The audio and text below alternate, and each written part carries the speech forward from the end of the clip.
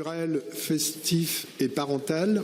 Un proposé par le bureau des projets de Dervalières-Zola pour 3 720 €. Il s'agit de soutenir une structure gonflable pour les jeunes enfants initiée par l'association de parents d'élèves mutualisée avec les associations de quartier. Deuxième projet proposé par le bureau des projets de Nantes Sud pour 5 000 € pour le festival de danse aux Confluences, ateliers, films, spectacles, rencontres, amateurs professionnels et une vingtaine d'associations. Deux projets pour l'expression des habitants, le vieillissement et la santé, proposés par le bureau des projets de Malakoff-Saint-Donatien, 4 742 € pour une revue conçue et réalisée par des seniors pour changer le regard sur le vieillissement. Roméo et Huguette, le titre de la revue, donne le ton. Proposé par le bureau des projets de Bellevue-Chantenay-Sainte-Anne, 1 592 € pour un guide santé selon la méthode d'ATD Carmonde, conçu avec les habitants en prévision de la maison de santé. Deux projets liés à la transition écologique et énergétique proposés par le bureau des projets d'Hervalières-Zola, 980 € pour des ateliers de jardinage participatif avec la CLCV, et proposé par le bureau des projets Île-de-Nantes, 4 936 € pour des ateliers de menuiserie pour les habitants et associations à partir du bois de récupération avec l'association Gueule de Bois. Et à titre d'information, 4 projets soutenus par la régie d'avance pour 3 580 € au total. Par le bureau des projets Centre-Ville, un collectif d'habitants initie un site internet pour les artistes et événements de quartier Madeleine Champ de Mars.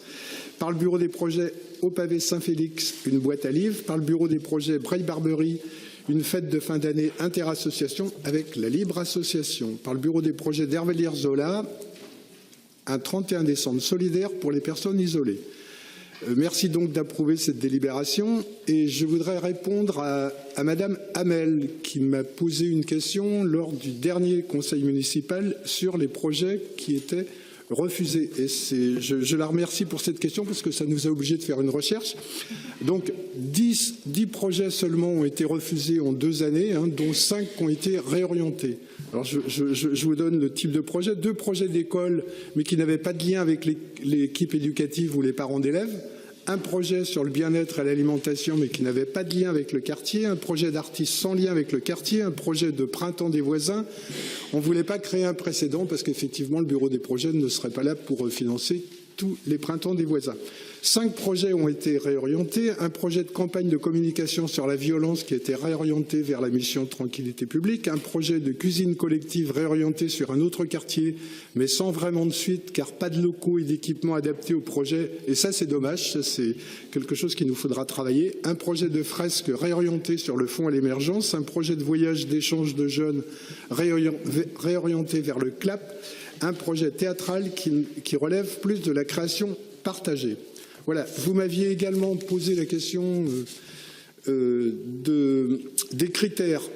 Là, je reprends la charte de fonctionnement, je ne vais pas tous les citer, mais les 2 plus importants. Il s'agit nécessairement d'inscrire dans une démarche collective entre habitants, organisée ou non, dans une démarche collective entre habitants, organisée ou non en association. Il s'agit également de contribuer au développement du vivre ensemble sur les espaces publics et le cadre de vie, soutenir le développement durable et la transition écologique, promouvoir toutes les formes de solidarité locale.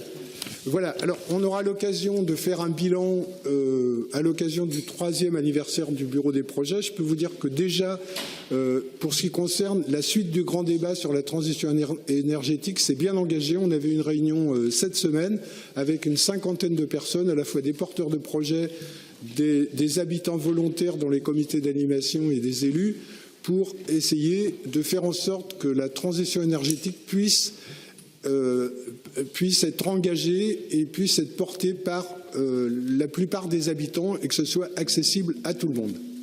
Voilà. Je vous remercie donc d'approuver la délibération et puis je suis à votre disposition après le Conseil peut-être pour répondre à d'autres questions éventuellement. Merci. Julien Mainvel. Si, j'ai juste une petite question complémentaire dans le fonctionnement du dispositif. Là, on a des projets qui sont des projets existants qui, à mon avis, ont déjà été aidés. Dans quelle mesure le bureau des projets peut revenir à plusieurs reprises sur au fil des ans aider à nouveau une manifestation, une opération qui a déjà été aidée par le bureau des projets? Est-ce qu'il y a une limite dans le temps? Alors, on a démarré sur une année d'intervention. On l'a étendu et la demande, d'ailleurs, au cours de la réunion qui s'est passée cette semaine, la demande nous a été faite de pouvoir reconduire jusqu'à 3 fois, enfin jusqu'à 2 fois, c'est-à-dire 3 fois au total. Et la règle étant que à partir de la seconde année, si c'est possible, c'est plutôt la politique publique concernée qui prend le relais. Ce n'est pas toujours possible, c'est quelquefois compliqué. Et pour que les projets puissent se réaliser, le bureau des projets a suffisamment de souplesse pour pouvoir les soutenir jusqu'à temps, soit une politique publique peut le prendre en charge, soit qu'il se solvabilise lui-même, soit qu'il peut être pris en charge éventuellement par un partenaire.